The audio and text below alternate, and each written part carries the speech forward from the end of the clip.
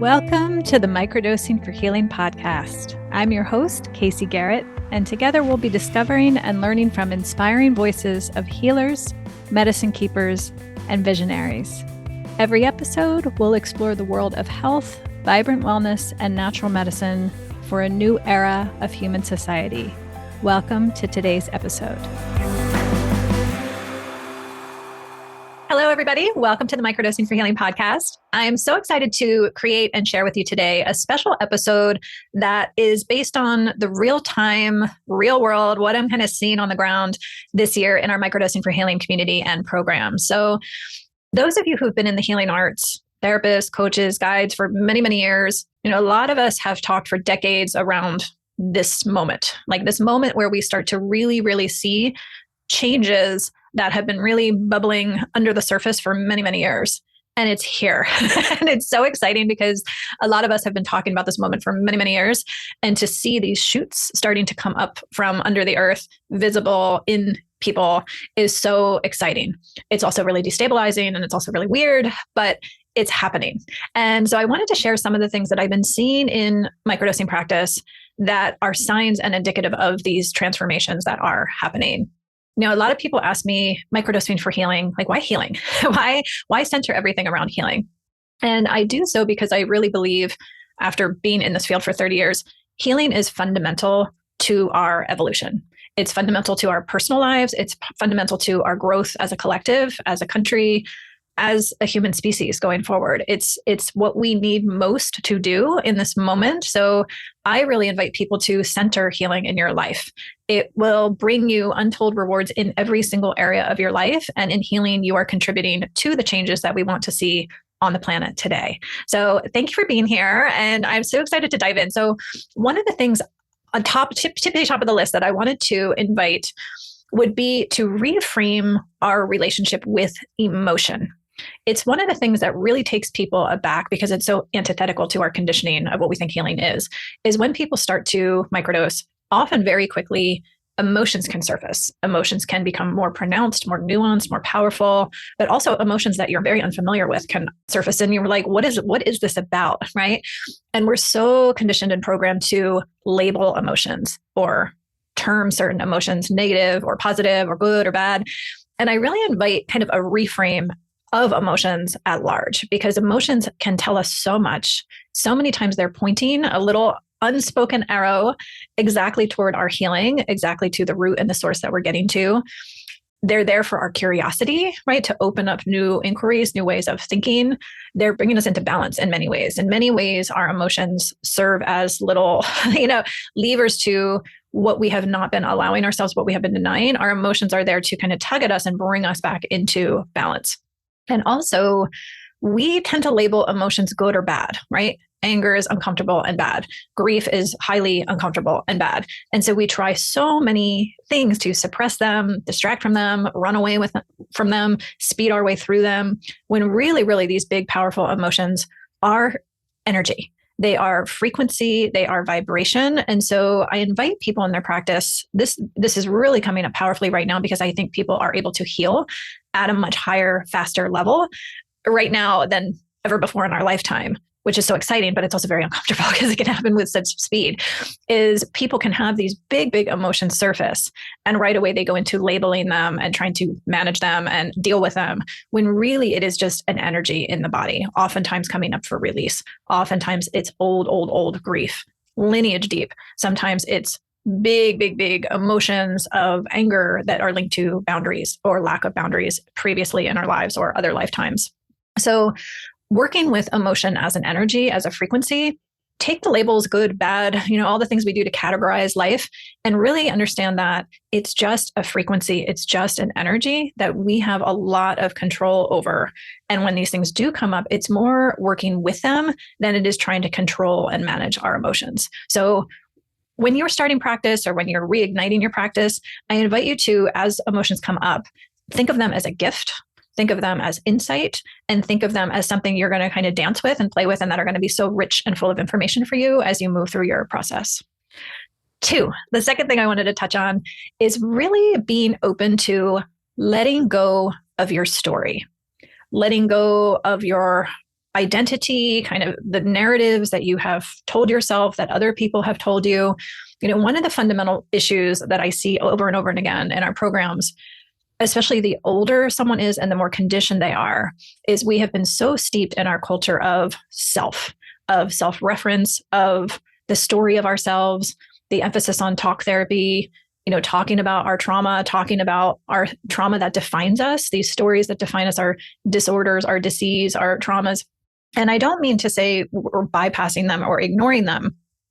What I am saying, at a certain point, particularly when we are working with earth medicines and plant medicines that open us up to new way of thinking, we are not harnessing that true potential if we are just staying in the loop and the narrative of, my mom did this to me, my dad didn't do that for me, continuing the victim narrative to a point of understanding, but then it becomes counterproductive at a certain point in our life. If we get into adulthood and we're still looping around the same story, we're unable to move our lives forward because we're just redefining ourselves as that again and again and again. In my experience, earth medicine, really what nature and spirit want of us is to shed all of this programming, all of this conditioning, all of these beliefs that have been built around us. As we dissolve those and we free ourselves of those, we are free to fully step into our spirit and our soul as we were designed to be in this lifetime, free of all of that conditioning. It's just really, really unfortunate that in this moment, a lot of us have grown up in a culture that would define us by our lack, by our trauma, by things done to us. And when we don't ever get out of those frameworks, we don't free our souls to be free of who and be true to who we were really meant to be in this lifetime. Another big, big, big part of the practice is releasing fear. It's releasing density. It's releasing heaviness from the body. We're at this really interesting moment of our human evolution where we are physically morphing. Like, we're going to really see it in the years ahead where people start to physically look different. We're going to be narrower. We're going to require less food. More light is coming into our bodies. Lots of people are finding they're really, really shifting their eating habits and moving to plant-based or lighter diets, lighter in frequency diets. We're really going to be changing. And part of that change is releasing this heavy density from our bodies. And this isn't just physical weight, although it can definitely manifest that way, but it's more energetic. And so I've seen it over and over and over again in our community and practice. It's remarkable. Like, even over our 6-week program, from the time someone starts microdosing to 6 weeks later, you can see them becoming lighter and brighter. You can see it in their face and their eyes. There's just a lightness to them that wasn't there before. And then it becomes really pronounced over the course of years of practice, and people begin journeying. And so a lot of the practice and the big emotions or the experiences you might have are actually the body and your energetic body dispelling and dispersing fear. So when you think of it that way, some of the quote unquote negative emotions we experience, or some of the quote unquote side effects we're experiencing, are all detoxifying us and releasing. So some people have a catharsis, like tears are very, very common. People are just like, I'm just sobbing all the time. And I did a journey and I just can't believe that I could physically cry that much. It's releasing all of this heaviness from the body. Another way it can show up that's so fun and so fascinating is the most sensitive beings around us, the animal world, the bird world, particularly babies, oftentimes human beings that are on the spectrum, are more sensitive than we are, like the normals, right? Some of you are more normal than others, right? And when people start microdosing and you start to shift your frequency, you start to release some of that kind of hard, dense, fear-based resonance, you become lighter and you become safer in feeling. And so beings that are more sensitive can sense that first, even before other humans can. So we've seen so many remarkable things with babies or neurodivergent children or animals and birds, especially, where animals will just come into your world, into your space, and just hang out, or birds will land on people and just hang out. And it's the shift in the frequency and the energy. And we come to see real time that fear is not innate in us. It's not natural in us. It's developed and conditioned into us by our human world. When we come into the world, we are just as instinctual and intuitive as animals are. So think of how animals process emotions, right? Like, you'll see your dog is like really ticked off about something and angry about something, but then they literally, quite literally, oftentimes just shake it off. And a few seconds later, they're back to their resting, happy place again. That's how we can be, right? That's how we are innately as spirits and souls. Like we have that potential. It's just with these layers of fear and fear and fear that gets layered on over time, we lose that ability. So as we lose fear, as we release these heavier densities through grief, through anger, through crankiness, on the other side of that, there is a lightness and a vitality and a freedom that comes on the other side of that is so beautiful to witness. It's just knowing that it's there and trusting that it's there. And you have to move through these emotions to get to that. You have to move through these catharsis of tears, of detox symptoms to get to the other side of that. But it's great to have that understanding of it. And so again, so we're not labeling things good or bad, emotions as good or bad. It's really just density and it's really just energy that we're talking about that's moving out of the body.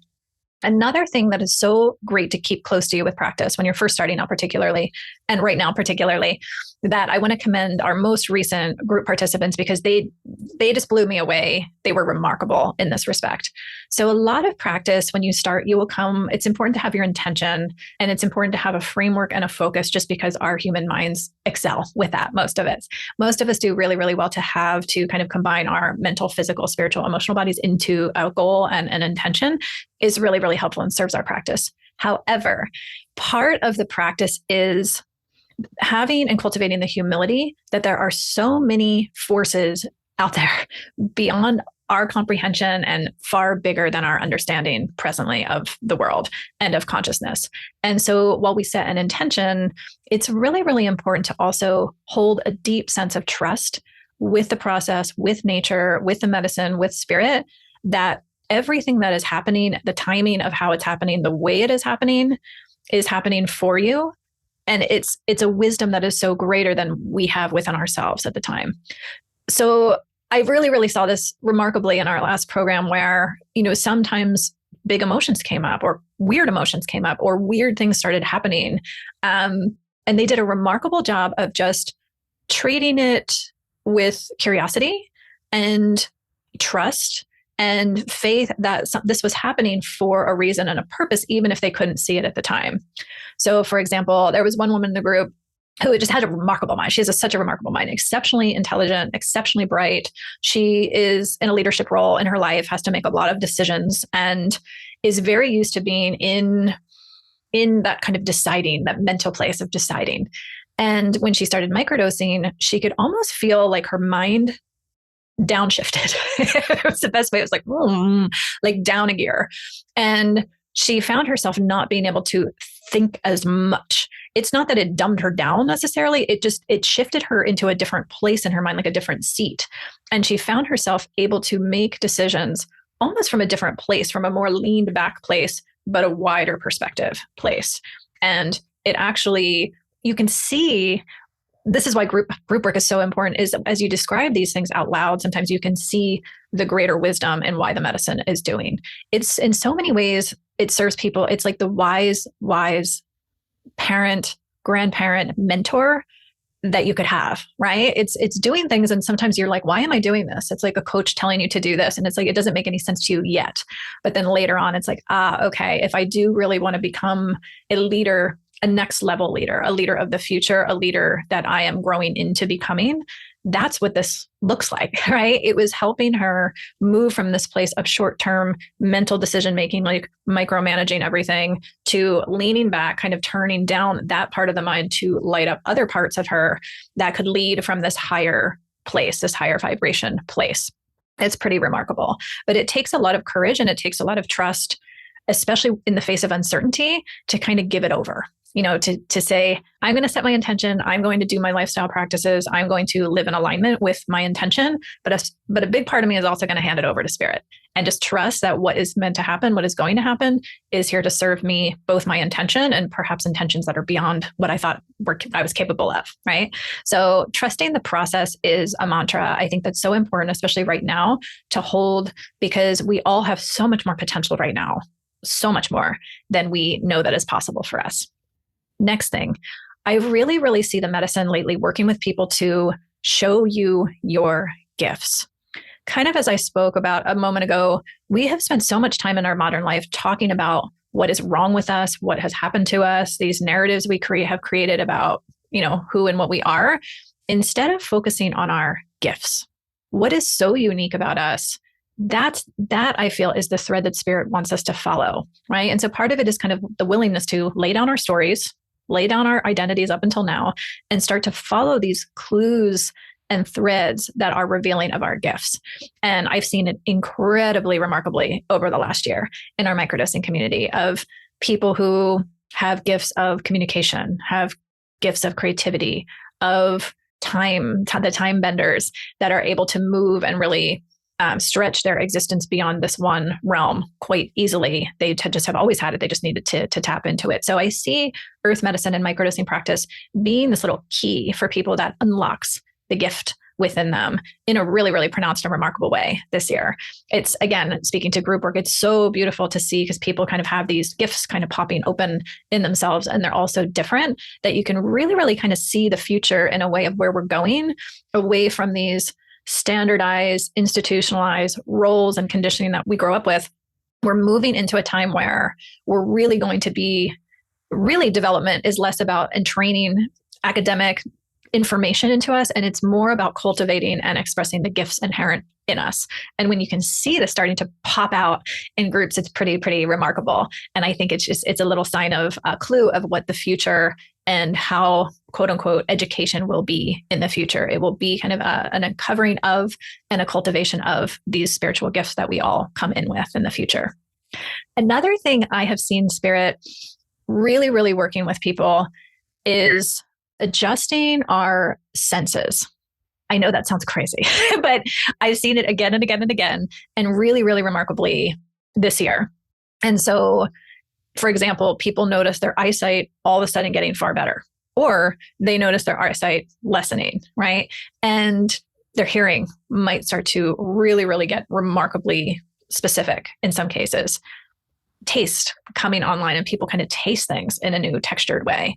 So it's fascinating for one, and it was happening so often, it was undeniable that something was going on. And when I checked in with my guide, what was going on, she said, essentially, it's the medicine and Spirit helping us, again, evolve into this more instinctual, conscious being that we are capable of, and making the tweaks and adjustments as such. So, for example, for people, if you are noticing your eyesight starting to diminish, it's because your inner vision is lighting up. So we are kind of just like our emotional bodies, we're kind of breathing ourselves, right? And so notice if you start practicing and your senses are getting increasing or lessening, they're doing so with something else. Everything, all energy affects other energy. So if one thing is getting bigger, another thing is being diminished to make way for that expansion.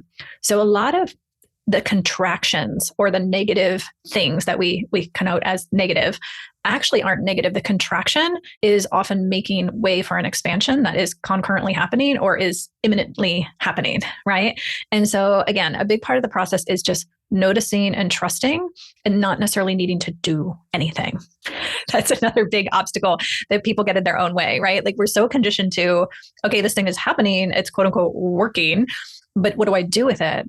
And the allowing piece is really, really tough for us to get our heads around, that we can heal and we can grow and we can expand without having to work at it, or suffer for it or do anything to allow it. It's allowing, it's receiving, it's noticing. It's these much more feminine yin qualities within us that the medicine are calling us to lean on, rather than continually leaning into needing to go into action, to doing something to prove our worthiness of something. So trust and allow, trust and allow, trust and allow is the mantra to carry with you both in microdosing practice as well as journey work. So healing to me is really evolving. When people ask me, why do we do this work? Like this work can be really uncomfortable. This work can be really unexpected. This work can be unpredictable and just downright weird sometimes. Why do it? Why do this quote unquote work that we do?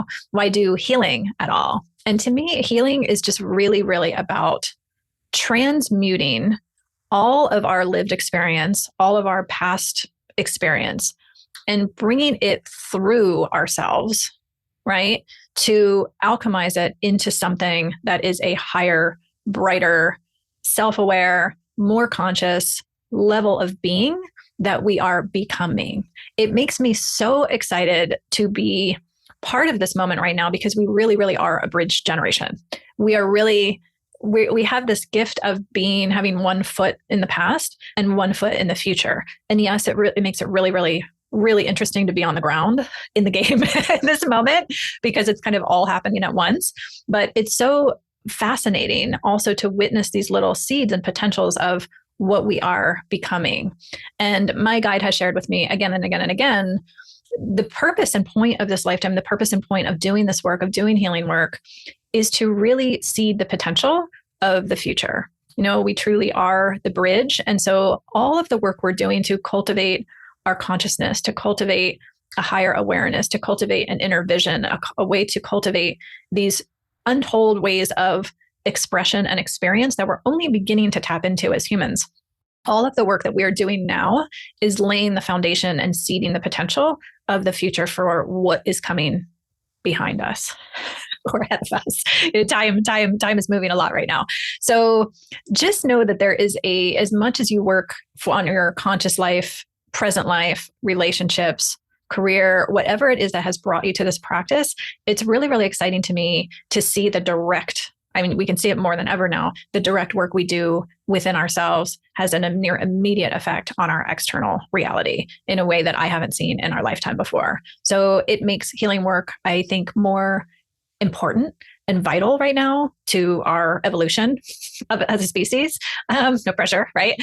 But it's also so exciting to see, as I said in the beginning, this real-time evidence of growth and evolution. And we can start to see through medicine work, the possibility for people, kind of our potential is here in glimmers and starting to take shape in our material reality, which is so exciting.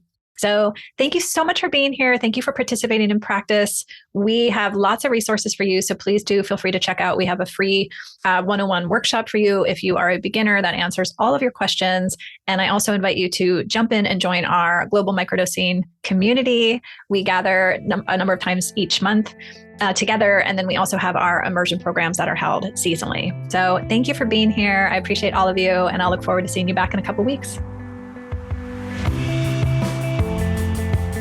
Thank you for listening to today's episode of the Microdosing for Healing podcast. Are you ready to take the next step? Please visit us at microdosingforhealing.com to access our free Microdosing 101 workshop. In it, you'll learn more about our diverse community, our supportive group programs, and discover if earth medicine practice might be right for you. See you in the next episode.